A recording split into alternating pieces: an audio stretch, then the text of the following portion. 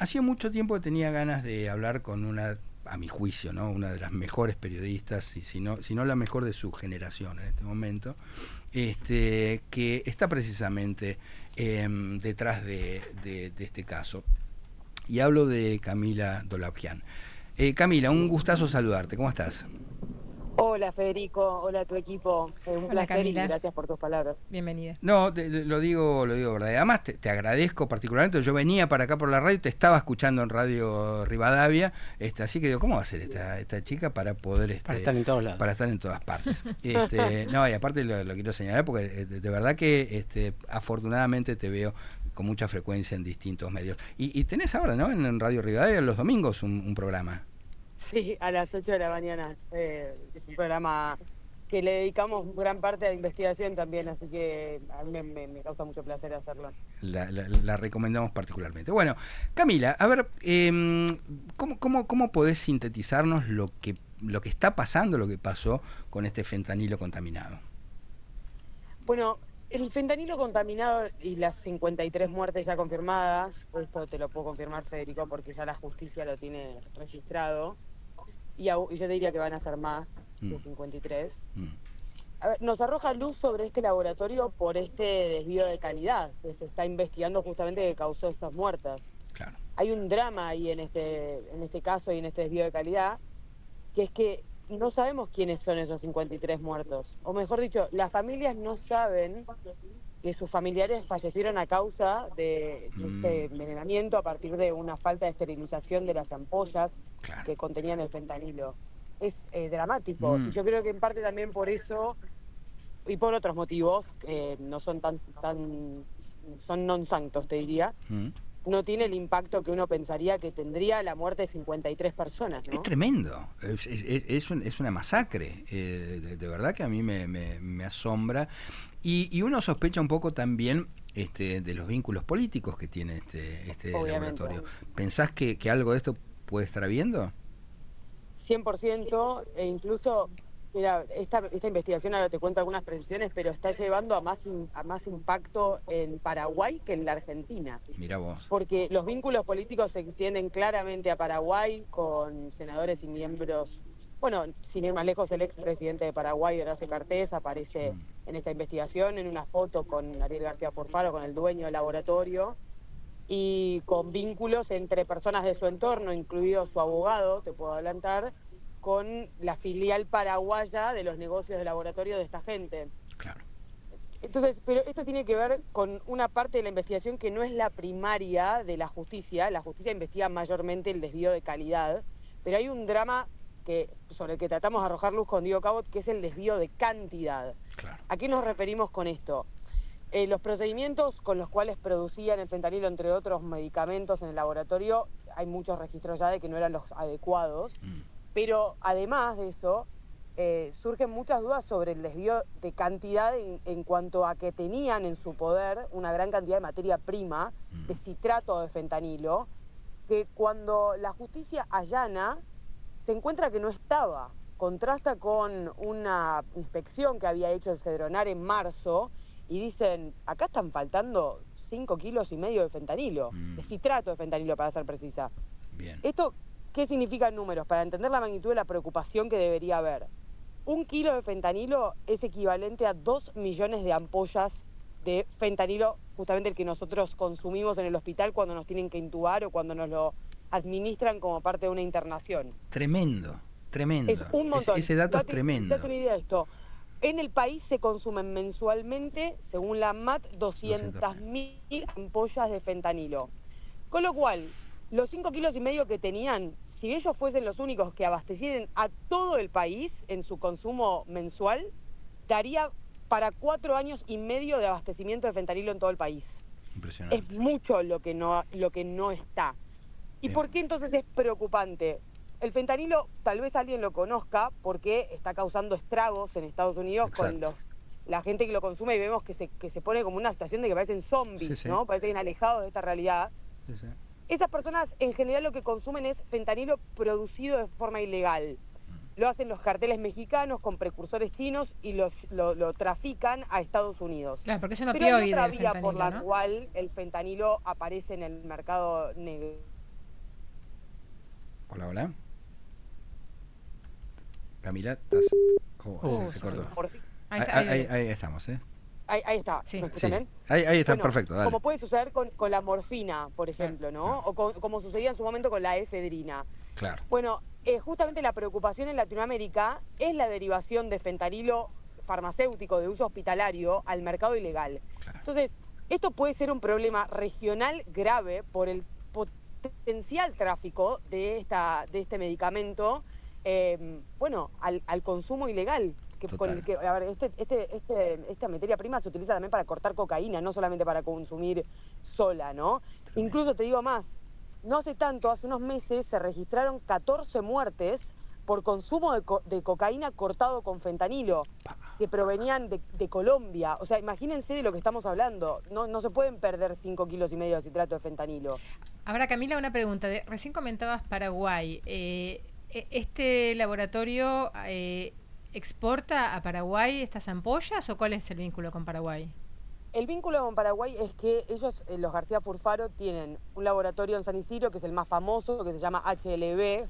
Es un laboratorio que hace mucho tiempo funciona y ellos se lo compraron a Hernán López Bernabó, justamente por eso las siglas, con una causa, digamos, un negocio que incluso trajo una denuncia por estafa, pero eso es otra historia. Tienen un laboratorio en Ramallo, que es de donde salieron las ampollas de fentanilo, y estaban abriendo un nuevo laboratorio. ¿En dónde? Nada más ni nada menos. Uy, ¿Se cortó? ¿No? nos dejó el suspenso. Montar Pero un para que laboratorio. después de nada más y nada menos se cortó. Perdón. No, nada más ni nada menos que en la Triple Frontera. Bien. Bueno.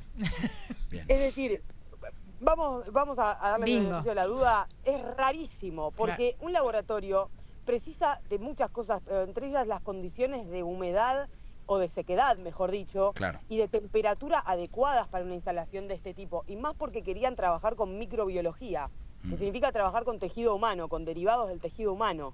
Claro. Y además por la mano de obra. Vos Claro. necesitas mano de obra altamente especializada, lo que no se consigue en ese lugar. Total. Más allá de, por supuesto, lo que significa la Triple Frontera para el Cono Sur, siendo el epicentro del narcotráfico, del financiamiento del terrorismo y de la mercadería ilegal, en el mejor de los casos, de Sudamérica. Total. Y para lograrlo, para hacer ese laboratorio que todavía no está terminado, hicieron también vínculos con Paraguay. Ahí es donde aparece la foto con Horacio Cartes. Y les digo que no se dan una idea del impacto que ha tenido en nuestro país vecino, con comunicados. Acá nadie dice nada, pero en Paraguay todo el mundo puede hacer un comunicado. Pero pará, eso a mí, te digo, me provoca un azoramiento, ¿viste? Estamos hablando de más de 50 muertos. ¿Viste? ¿Qué Y pasa? todas estas implicancias que está comentando Camila, que son escandalosas. Tremendo. También, porque no es... o sea, es incluso más aún, porque podría eso tener que ver con una red de comercio del fentanilo en el campo ilegal directamente. Bueno, piensen esto, les doy 2 pistas al respecto. Yo casualmente, esto es muy casual, pero me había puesto a investigar el tema fentanilo muchos meses antes de que estalle este escándalo, de las muertes, ni siquiera de toda esta investigación. Sí. Me lo había puesto a investigar como parte de una investigación que todavía no salió del Grupo de Diarios de América. Esto en realidad todavía no está publicado. Pero la idea era que un periodista por país nos pusimos a indagar sobre la presencia del fentanilo o el crecimiento del fentanilo en los países. Y hay una fuente internacional que sigue los movimientos del narcotráfico, que en esos meses, en esa conversación, meses previos a toda esta situación, me dice: en la Argentina lo que más nos preocupa son los laboratorios truchos que importaron fentanilo sin control del organismo regulador en la pandemia. Uno de ellos fue, y en realidad el que más importó fue HLB Pharma. Claro. Me pregunto entonces si se refería a él, ¿verdad? Claro. Y después Total. otra cuestión, y esto realmente esto sí es lo más preocupante y lo más importante para la investigación judicial, que es la merma. ¿Qué es la merma? Cuando una fábrica cualquiera produce, hay un porcentaje de la producción que queda fuera del canal de venta porque se rompió, porque no tiene los estándares de calidad, por lo que sea, por un problema de lo que sea. Eso se llama merma. La merma en los laboratorios típicamente es del 4%. O sea, el 4% de los medicamentos o de las ampollas que hacen no las pueden vender. Claro. Y las tienen que tirar, ¿verdad?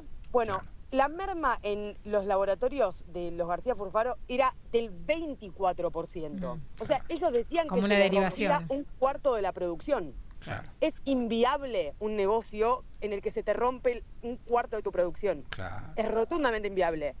Y por la investigación que hemos hecho con Diego Cabo, lo que nos hemos topado hablando con fuentes es que existía dentro de la empresa lo que se llamaba, comillas, comillas, el uso veterinario o el canal veterinario. Presuntamente medicamentos que se derivaban, supuestamente al tratamiento en animales, pero parecía ser como una palabra código. Claro. Entonces lo que investiga la justicia, y por supuesto estamos investigando nosotros, es a dónde iba a parar esa presunta merma. Y además, empresarios que cuando empezaron en el rubro de los laboratorios, esto es tremendo, te juro, parece parece que lo sacamos de Netflix, Sí. pero es real. Real. Esta gente es la que estaba involucrada con el caso de la efedrina. Claro. Ariel García Furfaro, el dueño del laboratorio, defendió a el dueño del depósito fiscal en donde operaba el rey de la efedrina. Claro. Así empieza su carrera empresarial después de haber salido de la cárcel de la Unidad 9 de La Qué Plata increíble. por haber tratado de matar a alguien, o sea, por un intento de homicidio. Impresionante. Ahora, yo digo, lo que más me sorprende a mí no solamente es el silencio, sino este silencio horizontal. Nadie dice nada, ¿viste? Porque uno podría decir, viste, que la política es muy, muy miserable, que por lo menos, no sé, lo aprovecharían políticamente. Nadie dice nada. Esto es lo que a mí más me sorprende. Y las ampollas contaminadas estas que han sido las responsables de tantas muertes, ¿eso fue un error o es parte de esta práctica para llevar el fentanilo para otros usos? Abordo ambas cuestiones. Yo creo Sí. que, Federico, respecto a tu comentario, creo que nadie dice nada porque, bueno, a nosotros nos pagan por preguntar, ¿no? Y una de las preguntas que todavía me quedan a mí es, más allá de las hipótesis y la información que todavía estamos chequeando, es que ellos, más allá de poder tener un jerarca político al que le respondían y quien los protegía, sí tejían una telaraña de relaciones Claro. con la política y la justicia Claro. muy difundida. Los invitaban a su casa, los invitaban al laboratorio, los invitaban a viajes. Entonces, más allá de que no sean las personas responsables, un montón de políticos de todos los partidos, aunque no sean los responsables de haber protegido a esta gente, nadie quiere aparecer escrachado en una foto con él, entonces nadie quiere levantar el tema. Claro. Eso es una de mis impresiones. Claro, la otra es, muy por bien. supuesto, la hipótesis principal que estamos investigando, que es que haya un jerarca que está tapando todo, ¿no? Y después, Bien, muy bien. el tema de las ampollas, la verdad es que, o sea, si nosotros miramos cuál era el historial, no había mucho cuidado con la calidad. Es decir, ya había antecedentes tanto por las alertas rojas que había sacado la ANMAT en otros medicamentos que producían ellos, como también por las historias que hemos recolectado de cómo trataban con el propio citrato de fentanilo, al que agarraban y dejaban en una caja de seguridad. O sea, no se puede dejar citrato de fentanilo, que es un elemento altamente inflamable, peligroso, que necesita condiciones muy específicas para su almacenamiento, en una caja de seguridad donde dejás los dólares. No se puede hacer eso. Claro. Entonces había un descuido ya muy burdo que tendrá que probar la justicia que hay un dolo eventual en ese sentido, de representarte que si vos hacías eso podías llevar a la muerte de las personas, ¿no? Eso ya es la cuestión del desvío de calidad. Total. Pero en este caso, o sea, más allá del descuido, claramente hubo, yo creo que una gran desidia por parte de ANMAT, de falta de control, cosas que también estamos investigando, de si en el mejor de los casos era ineptitud o en el peor corrupción. Camila, de verdad que te felicitamos por este laburo que estás haciendo, digamos que contrasta mucho con el silencio que reina. Bueno, y por supuesto le recomendamos a los oyentes de esta radio que te escuchen en Rivadavia los domingos a la mañana. ¿Me dijiste que va a las 9? ¿Arranca? A las 8. A las 8. De 8 a 9. Sí. Bueno, Justo antes que usted se vaya a dormir. justo antes que yo me vea dormir, exactamente. Camila, te mando un beso muy grande y mil gracias por esta charla. Vamos a seguirla muy, muy de cerca y si tenés ganas otro día salimos al aire. Un abrazo grande. Un beso enorme y gracias, obviamente, a disposición.